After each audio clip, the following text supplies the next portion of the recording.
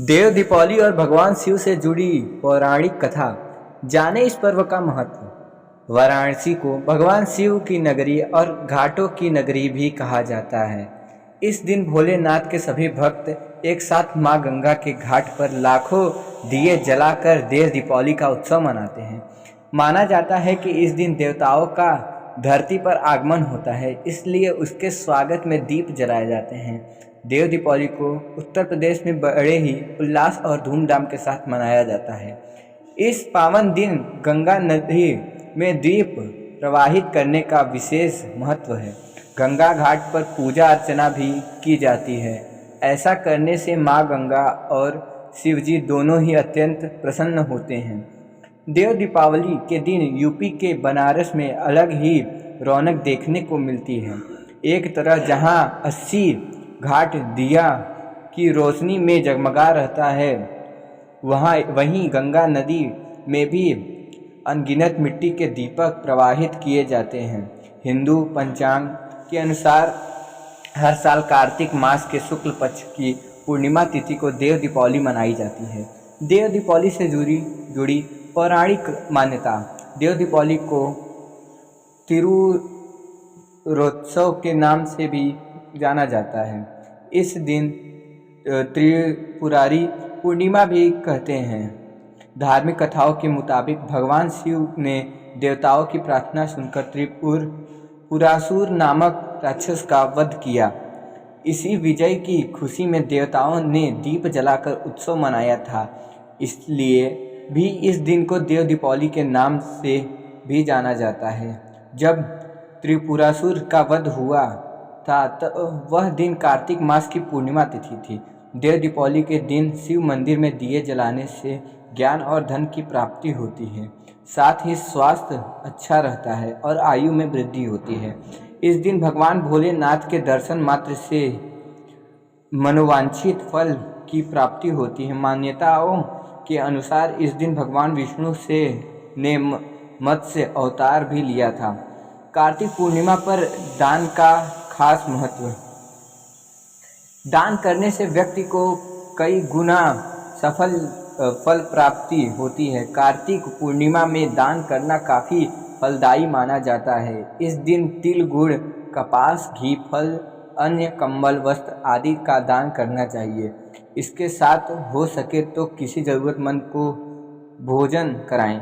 देव दीपावली के दिन दीपदान का भी अत्यधिक महत्व है। पौराणिक कथा के अनुसार भगवान शिव के पुत्र स्वामी कार्तिकेय को देवताओं का सेनापति बनाया गया। भगवान कार्तिकेय ने तारकासुर का वध किया था, जिसके बाद तारकासुर ने तीनों पुत्र तारकाक्ष, कमलाक्ष और विद्युन्माली अपने पिता के वध का बदला लेने का प्रण लेते हैं। इन तीनों को त्रिपुरासुर के नाम से जाना जाता है। पिता के वध का बदला लेने के लिए तीनों ब्रह्मा देव को प्रसन्न करने के लिए कठोर तप किया और वरदान में अमरत्व मांगा। ब्रह्मदेव ने अमरता का वरदान देने से मना कर दिया और कहा कि कुछ और मांगो। जिसके बाद त्रिपुरासुर ब्रह्मदेव से वर मांगते हैं कि हमारे लिए 3 पुरियां जब अभिजीत नक्षत्र में एक पंक्ति में हों और अत्यंत शांत होकर असंभव रथ पर सवार असंभव बाढ़ से मारना चाहे तब ही हमारी मृत्यु हो। जिसके बाद ब्रह्मा देव तथास्तु कहते हैं। वरदान के बाद त्रिपुरासुर बलशाली होकर हर कहीं आतंक मचाने लगते हैं।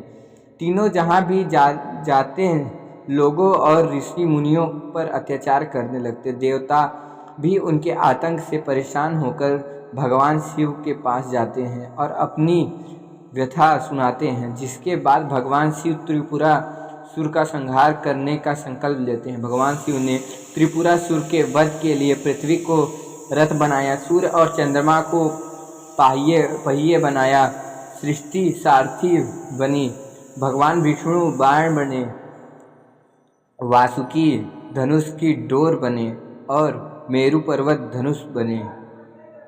फिर भगवान शिव और असंभव रथ पर सवार होकर असंभव धनुष पर बाढ़ चढ़ाते हुए अभिजीत नक्षत्र में तीनों पुरियों के एक पंक्ति में आते ही त्रिपुरासुर पर आक्रमण करते हैं और प्रहार होते ही तीनों पुरियों जलकर भस्म हो जाते हैं।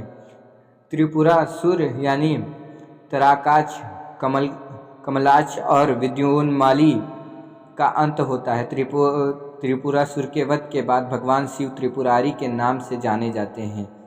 बता दें कि त्रिपुरारी का जब वध हुआ उस दिन कार्तिक पूर्णिमा थी।